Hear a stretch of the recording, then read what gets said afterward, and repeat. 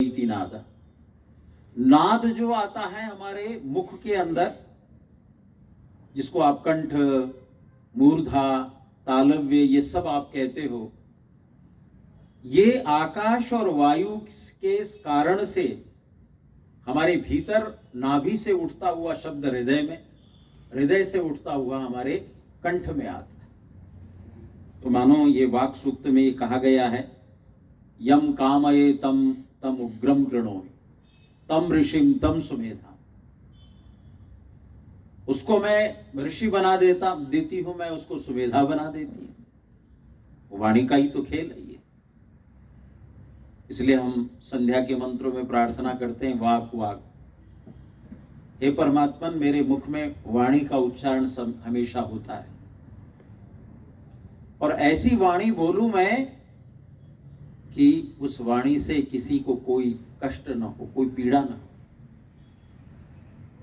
तो यहां वाक परा पश्यन्ति मध्यमा का जो ये वर्णन आया है, और यहां वाक सूक्त में भी ये सब बातें आई है कि वाणी का प्रयोग हमें कैसे करना है, वाणी की उत्पत्ति कैसे होती है, तो उसका नाम ही दिया है वाक। और एक 15वें सूक्त में एक सूक्त आता है जिसके देवता बहुत सारे अलग अलग है, मारुत पर्जन्य है, अग्नि है, पितर है। वहां पर 13वें मंत्र में एक मंत्र आया, 13वें में, संवत्सरम शशयाना ब्राह्मणा व्रतचारिणा वाचम पर्जन्य जिन्वीताम प्रमंडूका अवादिशु। मंडूक कहते हैं संस्कृत में मेढक को। जैसे वर्षा के ऋतु में मेढक पृथ्वी के गर्भ में छिपा रहता है। अब तो मेंढकों की आवाज ही नहीं आती। पहले देखा होगा आपने गांव में, जैसे ही वर्षा ऋतु होती थी, बारिश होती थी, वो कहां से निकल करके आते थे, और कैसी बढ़िया बढ़िया, रात में आप चले जाओ 8-9 बजे के लगभग, तो निकल करके कैसे घरों के अंदर भी आ जाते। तो यहाँ उपमा अलंकार से मानो समझाया गया कि जिस तरह से वो पृथ्वी के गर्भ में मानो सोए पड़े हुए हैं, और जैसे ही वर्षा ऋतु होती है तो वर्षा ऋतु में श्रावण मास में वो मंडूक जैसे उच्चारण करने लगते हैं, बोलने लगते हैं, ऐसे ही मानो वो ऋषि भी व्यक्त वाक का उच्चारण करने लगे। संवत्सरम शशयाना, कैसे हैं वो ऋषि? ब्राह्मणा, ब्रह्म की संतान है, परमात्मा की संतान है। कैसे हैं वो ऋषि? अग्निवायु आदित्य अंगिरा व्रतचारिण, तपस्वी थे, व्रतचारी थे। और कैसे बोलने लगे? वाचम पर्जन्य जिन्वीताम प्रमंडूका अवादिशु। ये उपमा अलंकार से समझाया कि जैसे वर्ष भर गर्भ में पृथ्वी के रहते हुए, और जैसे ही वर्षा काल आता है तो वो मंडूक उच्चारण करने, प्रमंडूका अवादिशु, वध धातु का प्रयोग है। वो मंडूक की जो ध्वनि है वो तो हमें समझ में नहीं आ रही, वो क्या बोल रहा है, उसकी व्यक्त वाक नहीं है, लेकिन हो सकता है उसकी अव्यक्त वाक को वो समझते होंगे। लेकिन ये जो ब्राह्मण है, ये जो ऋषि है, सृष्टि के आदि में जिनको वेद का ज्ञान मिला है, वो वाचम प्रमंडूका अवादिशु, वाणी को वो मंडूक की तरह से अवादिशु बोलने लगे। वदवेत्तायम वाची, स्पष्ट वाक है उनकी। अब वो ऋषि कौन से हैं? आप उसकी कल्पना कीजिए, अग्नि, वायु, आदित्य, अंगिरा। उन ऋषियों से ज्ञान को प्राप्त किया हमारे और दूसरे ऋषियों ने। ये पीढ़ी दर पीढ़ी परंपरा से चली आ रही। इसलिए महर्षि यास्क ने बड़ी सुंदर बात लिखी है कि आखिर ये वेद का ज्ञान हमारे तक आया कैसे, ये पुस्तक जो है वो इस तरह से प्रणिबद्ध कैसे हुए, इसका कोई इतिहास तो मिलता नहीं है। लोग कहते हैं वेद व्यास ने क्या नाम है, इन चारों क्या नाम है, वेद के ज्ञान को पुस्तक के रूप में हमको दिया, लेकिन उसका कोई स्पष्ट प्रमाण तो नहीं है।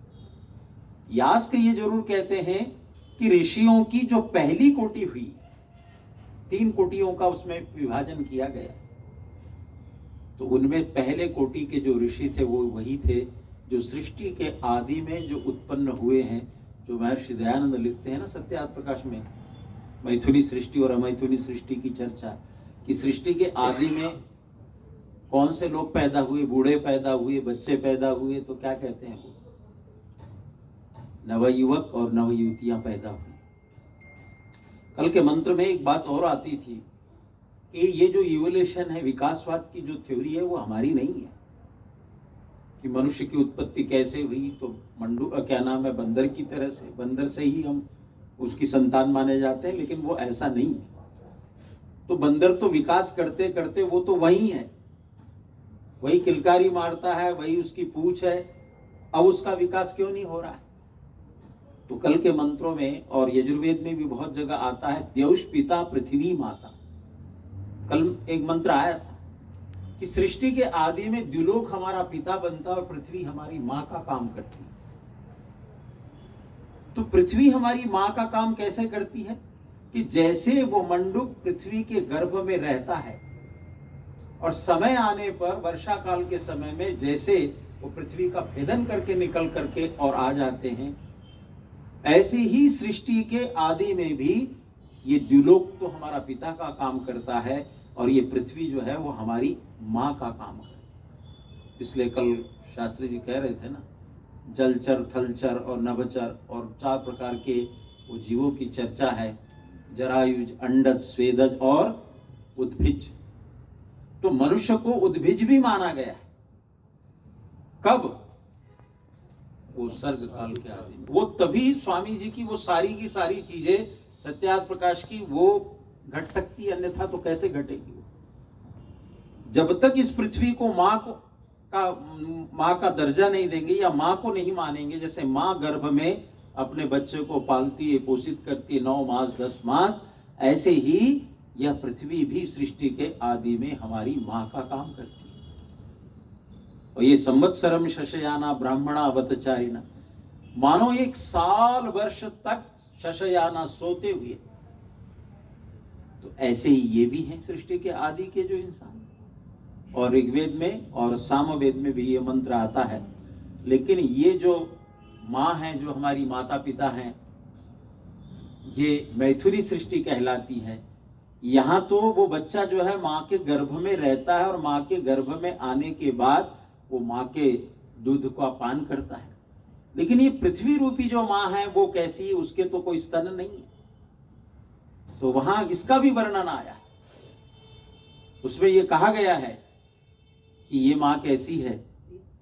तो इसका वर्णन किया इस पृथ्वी माता का कि ये माँ जो है, भले ही इसका दुग्ध नहीं है इसके पास में, लेकिन फिर भी ये अपने गर्भ में इन सृष्टि के आदि में उनको धारण करती, उनको पालित और पोषित करती है।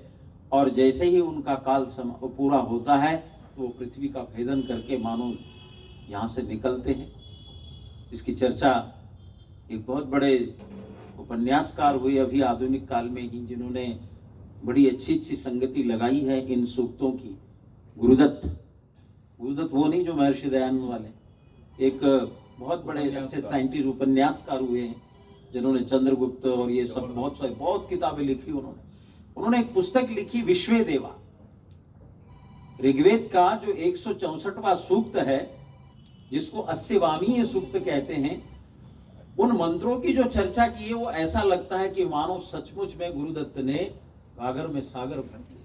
ये द्वासुपर्णा सयुजा सखाया समानम वृक्षम परिशस्वजा, इसकी चर्चा की। इवोल्यूशन थ्योरी के बारे में उन्होंने बताया। तो बहुत बड़े साइंटिस्ट रहे उस जमाने में, उन्होंने एमएससी किया।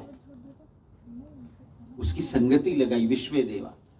और फिर ये जो ऋग्वेद में भी मंत्र आते हैं, स्टोरी ऑफ क्रिएशन, जिसका देवता जो है भाव वृत्तम बताया गया है, उसकी चर्चा भी उन्होंने वहां पर की कि कैसे पृथ्वी माँ का काम करती है, कैसे पिता जो है वो सूर्य जो है वो द्युलोक का काम करता है। उन्होंने पूरी की पूरी वो सारी थ्योरी दी, इलेक्ट्रॉन, न्यूट्रॉन, प्रोटॉन, सत्व, रजस्तम, साम्यावस्था, प्रकृति कैसी है, प्रकृति से महत्त्व कैसे बनता है, फिर बुद्धि, फिर उससे पंचतन मात्राएं, पंच ज्ञानेन्द्रिया, पंच कर्मेंद्रिया, आखिर ये सारा का सारा जो है वो विकास कैसे होता है मनुष्य का, उसमें उन्होंने बड़ा विस्तार से विवेचन किया। कभी आपको लगे वो पुस्तक पढ़िएगा, उसका नाम दिया विश्वे देवा।